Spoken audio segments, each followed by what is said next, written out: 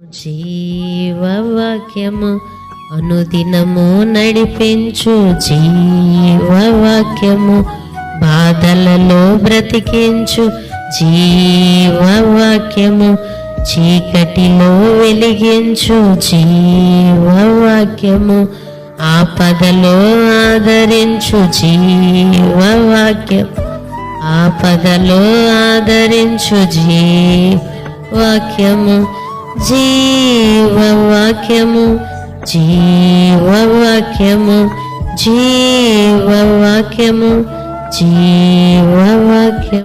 దేవుని నామానికి మహిమ కలుగును గాక.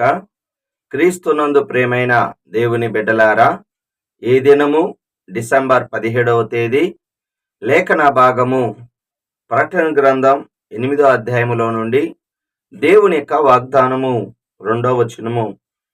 దేవుడు ఎదుట నిలుచు 7 దూతలు బోరలు పట్టుకొని ఉండెను, బోరలు వాళ్ళకి ఇయ్యబడను.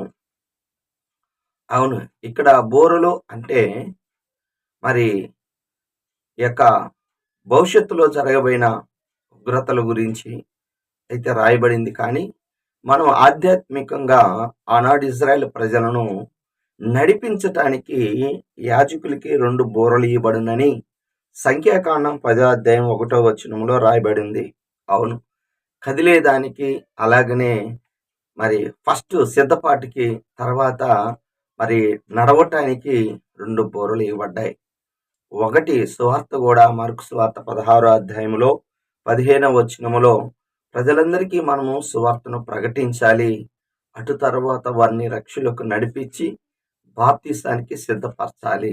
అవునండి, దేవుడు నీ చేతిలో కూడా ఒక బోర ఉంచాడు, అదే సువార్త. అది మనం ఓదాలి, అంటే సాక్షిగా ఉండాలి. అలాగనే మరి అనేకమైన శ్రమలు శోధనలు మనకు ఉంటాయి. మరి మేము ఎలా చెప్పాలి సువార్త, యేసు ప్రభు గురించి ఎలాగా మా పరిస్థితులు బాగలేవంటే ఆ దినాలలో కూడా అపోస్తలుల కార్యం 8వ అధ్యాయం 4వ వచనము, మరి ఆనాటి రోమా యొక్క రాజ్యం రాజుల ద్వారా క్రైస్తవులకి బహు హింసలు కలిగాయి. వారు చెదిరిపోయారు, అనేక ప్రాంతాలకు చెదిరిపోయినప్పటికీ వారు సువార్త చేస్తూ జీవించారు. అంటే ఒక పక్క పని చేసుకుంటూ సువార్త పనికి సహకారులుగా ఉన్నారు. అకుల ప్రిస్కిల్లా పౌలు గారికి సహాయం చేయటంతో పాటు వారికి తగినట్టుగా వారు సువార్త ప్రకటిస్తూ అనేక మందిని దైవ రాజ్యానికి సిద్ధపాటు చేశారు.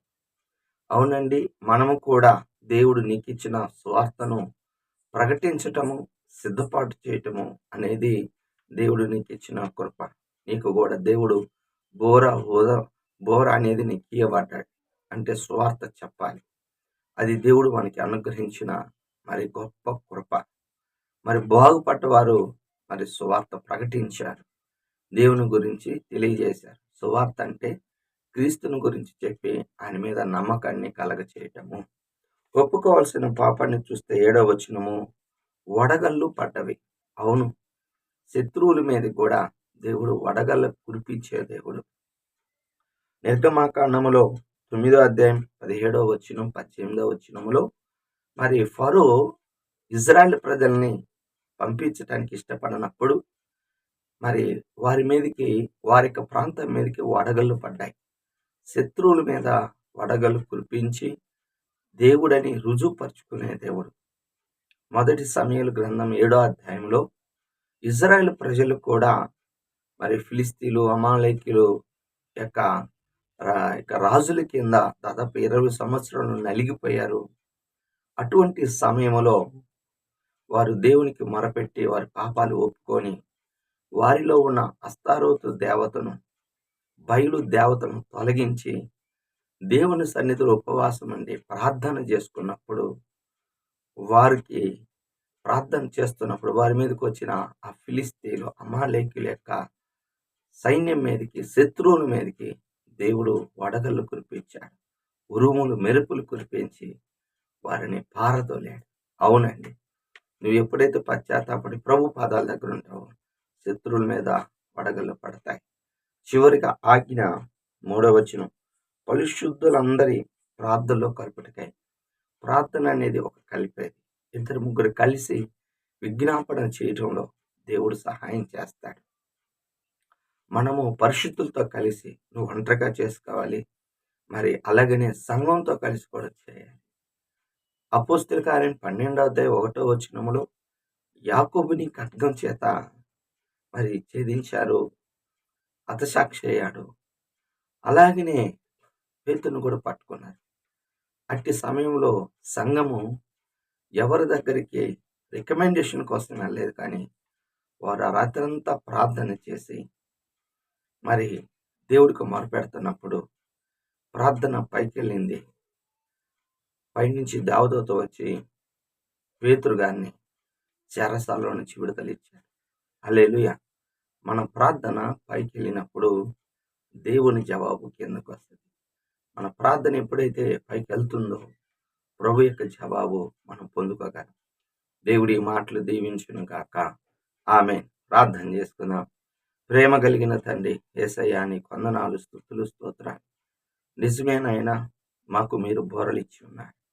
అయినా మేము ఇతరులకు స్వార్థ చెప్పేవాళ్ళంగా దయచేయండి. అలాగని తండ్రి, మా శత్రువులు మా మీద జయాన్ని పొందాలి అంటే మేము పశ్చాత్తాపడి మీ పాదాలు పట్టుకోవాలి. నైనా నువ్వు ఇచ్చిన ఆజ్ఞ పరిశుద్ధుల కొరకు విజ్ఞాపన చేయాలి.